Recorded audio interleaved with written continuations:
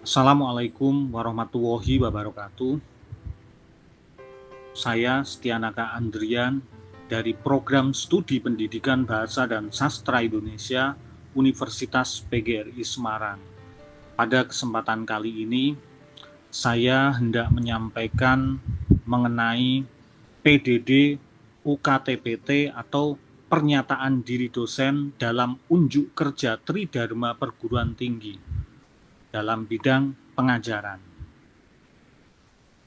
Mata kuliah kajian puisi merupakan sebuah mata kuliah yang ada di program studi pendidikan bahasa dan sastra Indonesia yang sangat erat kaitannya dengan profil lulusan, yakni pada profil lulusan guru bahasa Indonesia, peneliti bidang pendidikan bahasa dan sastra Indonesia, serta profil lulusan penulis. Mata kuliah kajian puisi merupakan mata kuliah bagi mahasiswa semester 3 Program Studi Pendidikan Bahasa dan Sastra Indonesia dengan bobot 2 SKS. Topik bahasan dalam mata kuliah ini diawali dengan hakikat kajian puisi, beda kajian puisi dengan apresiasi, kritik, dan resensi puisi, pendekatan dalam kajian puisi, serta teori-teori yang digunakan dalam kajian puisi. Pada mata kuliah ini, mahasiswa diharapkan mampu mengkaji karya puisi, baik puisi lama hingga puisi-puisi modern Indonesia yang berkembang saat ini. Puisi-puisi tersebut bisa bersumber dari media massa baik cetak maupun online, atau dari buku puisi, atau dari karya pembacaan puisi, atau dari karya musikalisasi puisi, serta dari beberapa karya puisi yang telah melewati berbagai kerja alih wahana. Dalam mata kuliah ini, mahasiswa diharapkan mampu menulis kajian puisi. Dan dalam akhir perkuliahan, diharapkan mampu menghasilkan sebuah produk buku puisi yang diterbitkan dalam buku kumpulan esai karya seluruh mahasiswa kelas mata kuliah kajian puisi. Mata kuliah kajian puisi yang saya selenggarakan masih menggunakan pembelajaran daring dan juga luring terbatas, yakni menggunakan Google Meet bagi mahasiswa yang melaksanakan perkuliahan daring atau dalam jaringan dan mereka lakukan di rumah.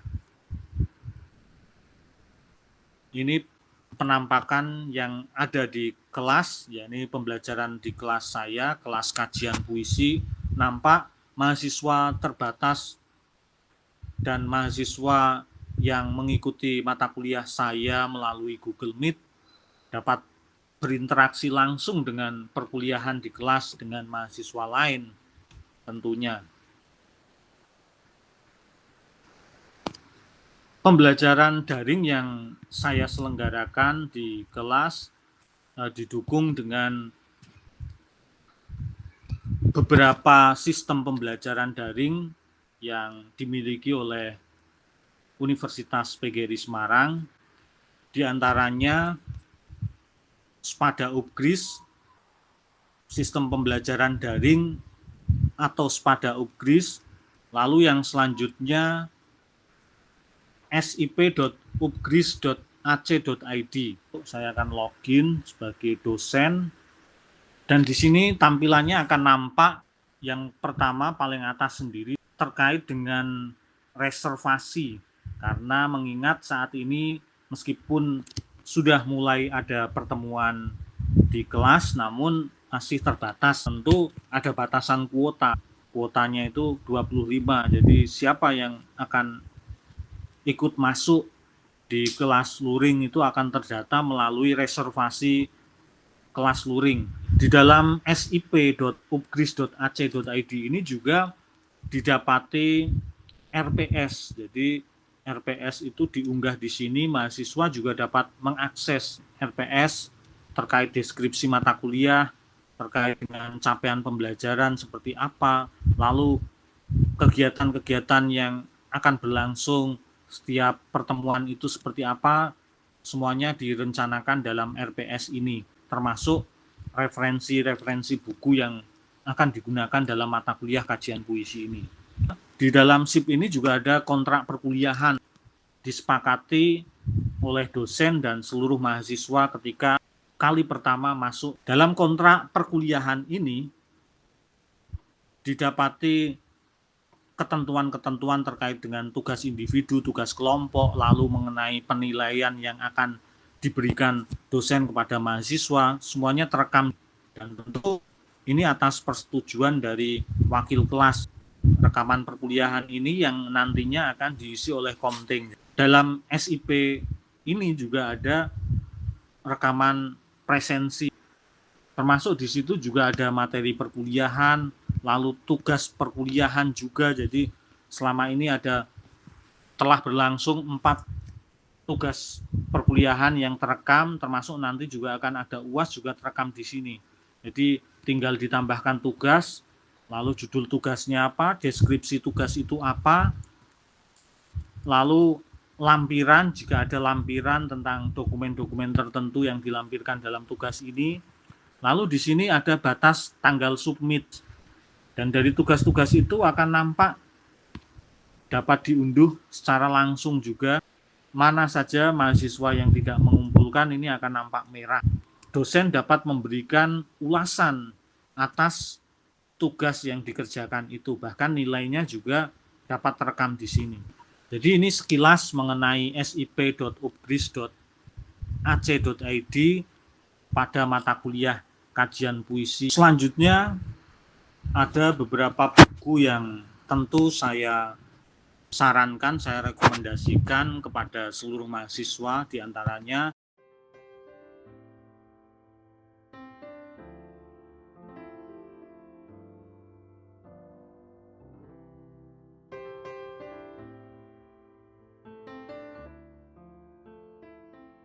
dalam mata kuliah kajian puisi ini, saya mewajibkan mahasiswa untuk membuat blog. Blog dari mahasiswa itu yang nanti akan mendokumentasikan karya-karya kajian mereka terhadap puisi-puisi yang telah dikerjakan. Berikut adalah blog saya, jadi saya gunakan juga dalam pembelajaran mata kuliah kajian puisi. Di situ juga terdapat ulasan-ulasan karya, termasuk di sini misalnya salah satu contoh ulasan saya mengenai 2 buku puisi karya W.S. Rendra, dan ulasan ini atau esai tentang puisi ini pernah dimuat di Koran Republika pada 9 Oktober 2016. Selain blog saya setianakaandrian.com, saya juga merekomendasikan benarakata.com yang di situ berisi karya-karya alih wahana karya sastra, baik puisi, cerita pendek, dramatic reading, dan lain sebagainya.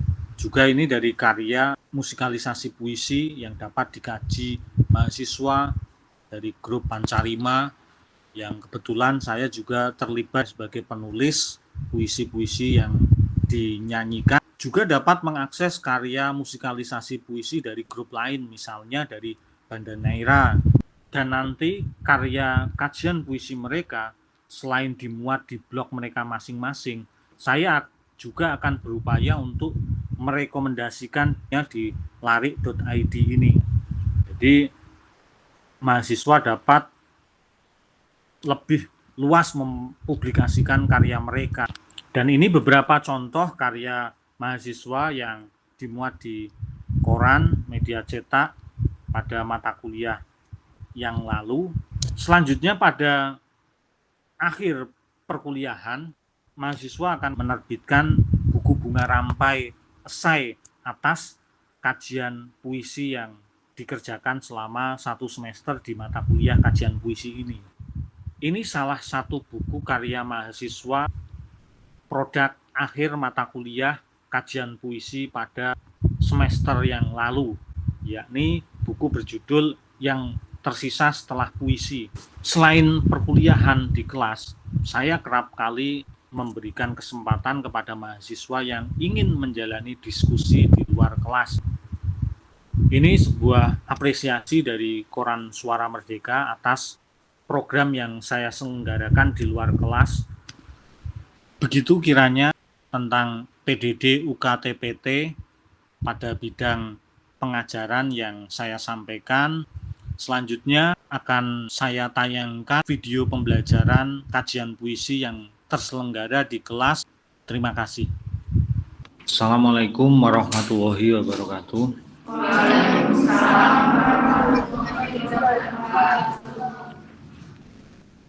Selamat datang, selamat berjumpa lagi di kelas. Teman-teman sudah sempat berproses, tapi ini saya akan melihat ya sedikit hakikat mengenai proses kita di mata kuliah ini. Kajian ini, jadi mengkaji ya, jadi sebuah penyelidikan, yang lebih tepat yang kedua, ini pemaknaan ini dari KBBI. Jadi menyelidiki tentang sesuatu, bermula dari kata dasar yang demikian, kata kajian menjadi berarti proses atau cara pembuatan mengkaji atau penyelidikan. Dan itu penyelidikan itu mendalam. Jadi kita kunci di sini keywordnya. Jadi ini sebuah kerja penyelidikan. Di mata kuliah ini, mata kuliah pengkajian kajian puisi adalah mata kuliah penyelidikan puisi. Nah, kajian puisi itu di sini posisi puisi itu sebagai sebuah karya seni sastra yang dapat dikaji dari bermacam-macam aspek. Puisi dapat dikaji dari struktur dan unsur-unsurnya, mengingat bahwa puisi itu adalah struktur yang tersusun dari bermacam-macam unsur dan sarana-sarana kepuitisan. Dapat pula puisi dikaji dari jenis-jenis atau ragam-ragamnya, mengingat bahwa ada beragam-ragam puisi, contohnya kan. Begitu juga puisi dapat dikaji dari sudut kesejarahannya, mengingat bahwa sepanjang sejarahnya dari waktu ke waktu puisi ditulis dan selalu dibaca orang. Sepanjang zaman puisi selalu mengalami perubahan, perkembangan, dan sebagainya. Hal ini mengingat hakikatnya sebagai karya seni yang selalu terjadi ketegangan antara konvensi dan pembaruan atau inovasi. Jadi ini berdasarkan dari TU yang dikutip oleh Rahmat Joko Pradopo ini. Puisi selalu berubah-ubah sesuai dengan evolusi selera dan perubahan konsep estetiknya. Ada pemaknaan ini yang paling mendasar. Di sini tadi disampaikan bermakna dan estetis ini kan. Bermakna itu seperti apa sih? Berarti atau mengandung arti penting. Kalimat itu rangkap makna dan seterusnya kan. Itu mengandung beberapa arti, berarti rangkap makna misalnya. Kalau estetis tentu itu menyangkut keindahan, apresiasi keindahan tadi. Jadi tidak sederhana, kehadiran kata-kata di situ tidak asal tempel saja. Ada upaya-upaya dari penulis untuk menawarkan kata-kata yang penuh makna dan bisa berlapis-lapis ruang yang dapat teman-teman masuki itu. Dimas, mungkin ada contoh atau yang kamu rasakan di dua puisi ini bagaimana? Langsung ketemu atau ada upaya penjarakan agar bisa masuk karena tidak semuanya yang puisi bawah ya Mas Dimas, yang puisi ini setiap akhir pekan ini yang aku tahu kita tak sanggup membeli dari kipas angin yang tak pernah agak keras aku tahu kita tak sanggup membeli udara dari kipas angin yang tak pernah menyalakan apa-apa di kamar ini. Yaitu seolah-olah di rumah itu ada kipas angin. kurang keras Mas, kamu kalah sama sebelah, pakai vokal ini perut ya. Jadi itu seolah-olah di rumah itu ada kipas angin yang rusak. Dan si suaminya itu ingin membelikan kipas angin yang baru agar dia tidak harus membuka pintu itu agar mendapatkan udara dari luar. Ada teman lain mungkin mau menanggapi lagi, siapa? Andir, Mas Andir bagaimana merasakan? Agak keras dong. Rasanya yang digunakan di meja jadi saya butuh waktu untuk Ya. pikir dulu. Tidak gamblang ya. Setiap kata itu. Saya sukanya yang ada sebenarnya itu. Yang ini sepeda ini. Iya, karena di pertama itu kan saya bisa analisis dari apa yang orangnya itu apa yang dia alami itu. Yang bait pertama. Iya, yang baik pertama itu karena ya kalau kita analisis lebih dalam gitu. Mendalam. Sebelahnya siapa namamu, Mbak? Siva. Mbak Siva bagaimana melihat kedua contoh ini? Kalau saya melihat dari kedua contoh puisi itu, kata-kata yang digunakan itu belum gamblang itu Pak, tidak gamblang. Maksudnya kita harus membaca berulang kali dulu untuk memahami isi dari puisi itu. Pengalaman saya menganalisis itu pertama saya baca itu belum paham tentang isinya itu, maksudnya itu apa seperti itu. Terus kita itu harus membaca berulang kali baru kita memahami isi dari makna musik itu. Kita kembali, itu karya seni. Puisi sebagai karya seni itu puitis. Kata puitis sudah mengandung nilai keindahan yang khusus untuk puisi. Bagaimanakah sifat yang disebut puitis itu? Sukar untuk memberi definisi puitis, juga sukar untuk menguraikan bagaimana sifat-sifat yang disebut puitis itu. Hanya saja ini ya pengecualiannya, sesuatu itu atau khususnya dalam karya sastra disebut puitis bila hal itu membangkitkan perasaan. Perlu digarisbawahi juga, boleh dicatat atau diingat-ingat, silahkan kalau teman-teman pelupa ingatan ya dicatat ya.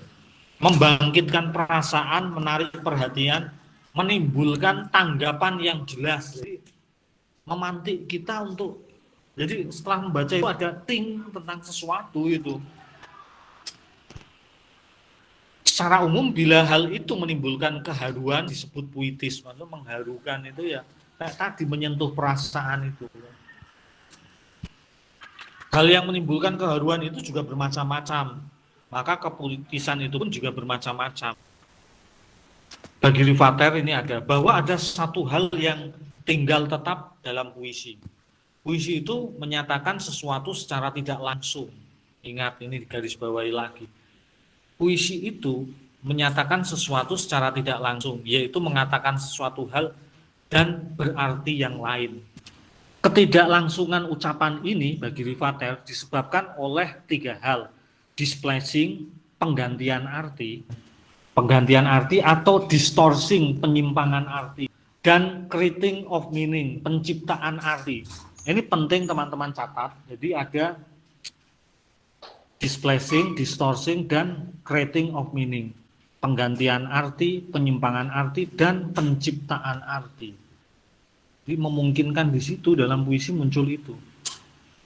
Lalu selanjutnya penggantian arti terjadi pada metafora dan metomini. Penyimpangan arti terjadi pada ambiguitas, kontradiksi, dan nonsen dan lain sebagainya. Puisi menyapa ini Sapardi di buku Macaisme. Sapardi yang telah meninggal beberapa tahun lalu, 2000 berapa ya. Saya ketemu di tahun-tahun 2019, sempat sowan itu yang saya buat di blog itu kalau teman-teman sempat mampir. Saya bacakan beberapa penggalannya. Hari ini Sapardi Djoko Damono masih menyapa kita dengan puisi. Usia tua tak bisa jadi alasan untuk istirahat dari puisi. Tua adalah usia biologis, tapi imajinasi belum tentu bebarengan dengan kerentaan, renta. Imajinasi terus disemaikan dengan ketelatenan mengurusi kata dan makna. Sapardi menyuguhkan setumpuk puisi yang dikemas dalam buku kolam, dalam kurung terbitan Editum tahun 2009, sebagai bukti penyair menunaikan hajat kehidupan. Ini pembukaan sebuah tulisan, mungkin teman-teman juga bisa membayangkan nanti kelak tulisan teman-teman, oh serupa itu atau semacam ini. Jadi bisa membuat awalan atau pembuka awal mengenai penyairnya ini, Sapardi misalnya kan, kalau teman-teman Sapardi itu menurutmu berdasarkan pengamatanmu seperti apa? Ini bagi Bandung Mawardi di sini menyampaikan meskipun usia dia itu biologisnya, secara biologis dia sudah renta, tapi ternyata proses kreatifnya tidak semacam itu. Dan di sini disampaikan juga bukunya itu judulnya apa, dalam kurung ini kan, apa penerbitnya dan tahun terbitnya. Terus selanjutnya ini saya lewati, bukan paragraf kedua tapi paragraf ketiga. Buku puisi kolam dengan muatan 51 puisi ini terbagi menjadi 3 bagian dengan label buku 1, buku 2, dan buku 3. Pembagian ini mengesankan pergulatan estetika dalam eksplorasi bentuk dan tematik. Sapardi dengan lihai menunjukkan olahan sonet dalam buku 2. Pilihan bentuk sonet ini mengingatkan pembaca pada kegandrungan para pujangga baru pada tahun 90-an. Bagaimana kita tahu sonet dan lain sebagainya, ini kan wawasan kita. Jadi pernah saya sampaikan, apa yang akan kita temukan dari bacaan itu bergantung juga dengan modal kita. Ya kan, Badung Mawardi melihat itu ada sesuatu karena dia sudah punya modal, makanya butuh apa ya, kita memperkaya seperti teman-teman kemarin saya lihat kan, website ada haripuisi.com, haripuisi.id itu kan, sama-sama hari puisi ternyata juga beda kan. Nanti akan tahu, bahkan teman-teman bisa mengadopsi, oh pandangan dari penulis di hari puisi itu apa, nanti tapi dikutip teman-teman harus menyantumkan. Kalau tidak dicantumkan nanti bahaya, kalau ada tuntutan bisa-bisa sampai ke hukum kalau plagiat ya. Jadi apa susahnya sih kita pinjam itu menyantumkan kan? Saya tadi di PowerPoint aja, kalau memang itu bukan punya saya cantumkan itu punya orang kan. Jadi itu nanti akan tahu Mas Andir dan teman-teman. Jadi memang agak berat ya, tapi yang paling sederhana kita lari ke tematik saja bisa. Tema-tema apa sih yang disuguhkan di situ, lalu kita selami. Misalnya politik dalam puisi Rendra gitu kan. Oh apalah. Oh, di sini kan sangat menarik tadi sebenarnya. Ada juga terkait puisi, misalnya di sini judulnya selain menyapa puisi, di sini ada penyair menulis wayang 223. Ini kan suguhan-suguhan tematik. 223. Penyair menulis wayang. Ini judulnya buku ini. Judul tulisan bukan judul buku. Penyair adalah seorang dalang, titik. Sapardi Djoko lagi, ternyata Sapardi lagi di sini yang diulas. Sapardi Djoko Damono dalam kata pengantar buku puisi, oh ternyata dia memberi pengantar buku puisinya Trianto kan. Sapardi Djoko Damono dalam kata pengantar buku puisi Pertempuran Rahasia, Gramedia Pustaka Utama 2010, menulis Trianto Triwikromo telah memutuskan untuk menjadi dalang. Pendapat ini bisa disandingkan dengan sebuah kajian dari Victoria dan lain sebagainya dalam buku Dalang di Balik Wayang 1987. Dalang di Balik Wayang memiliki proses ritual berat dan memerlukan membuat berbagai reaksi dan transaksi untuk menghidupi wayang dalam pergelaran atau laku hidup keseharian. Kondisi ini mirip dengan penyair di balik wayang. Trianto Triwikromo dalam hal ini sebagai penyairnya teman-teman, sebagai penyair pun memiliki jalan ritual estetis untuk menghidupi wayang. Posisi dan peran di balik wayang adalah pembacaan atas otoritas penyair untuk mengisahkan wayang, kendati Trianto Triwikromo juga sadar dalam memosisikan diri sebagai penyair di dalam wayang. Ini kan ada kaitan tema-tema wayang yang diangkat dalam puisi itu. Jadi itu memungkinkan bisa dijangkau teman-teman. Misalnya tidak berurusan dengan bentuk-bentuk puisi sonet atau puisi-puisi kayak di Jepang mungkin ya, puisi-puisi haiku itu yang kayak sekilas-sekilas itu. Jadi banyak, tapi itu kan tergantung bagaimana kita. Kalau hanya bertanya nanti ya bagaimana, teman-teman hanya akan muncul pertanyaan-pertanyaan terus tanpa ada upaya itu ya. Yang penting objeknya itu kita selami dulu, nanti setelah itu akan berimbas muncul sesuatu pertanyaan atas karya itu. Bukan pertanyaan saya bingung menembus puisi itu, tapi pertanyaannya malah kepada dirimu sendiri terkait puisi yang hendak dikaji itu. Sampai di sini gimana Mas Andir? Sudah lumayan ya teman-teman biar. Jadi kayak ini contoh tadi kan ada kaitannya puisi dengan wayang. Oh, puisi-puisi di situ mengisahkan mengenai dunia wayang. Tapi dia nyari referensi juga Bandung terkait tadi kutipan-kutipan itu kan. Jadi ini penting bahwa saat kita menjangkau teks puisi itu tidak melulu kita bergelut pada tubuh puisi itu saja. Bagaimana kita ngerami tahu ya, ngangkremi, kalau bahasa Jawanya angkrem, di puisi itu dirami biar nanti menetas apa yang teman-teman inginkan atas pengeraman itu kan. Itu sederhananya. Jadi banyak hal yang dikerjakan di sini menarik. Nanti kalau mau tahu mengenai tulisan-tulisan Bandung Mawardi, kalau teman-teman belum sanggup membeli bukunya, di bandungmawardi.blogspot.com kayaknya ada, atau wordpress.id, atau klik saja di di Google Bandung Mawardi, itu akan ketemu. Saya kira itu karena waktunya terbatas ya, mohon maaf tidak semuanya menjangkau, tapi nanti kita lanjut di pertemuan mendatang. Terima kasih telah berjumpa di senja hari ini. Sampai jumpa di pertemuan mendatang ya, sehat selalu, bahagia selalu ya. Jangan bersedih meskipun uang saku menipis ya. Meskipun mungkin perasaan lagi terkikis juga santai saja ya. Saya sering patah hati juga biasa saja kan. Itu ya, sampai jumpa teman-teman di rumah, di studio. Terima kasih. Wassalamualaikum warahmatullahi wabarakatuh. Waalaikumsalam warahmatullahi wabarakatuh.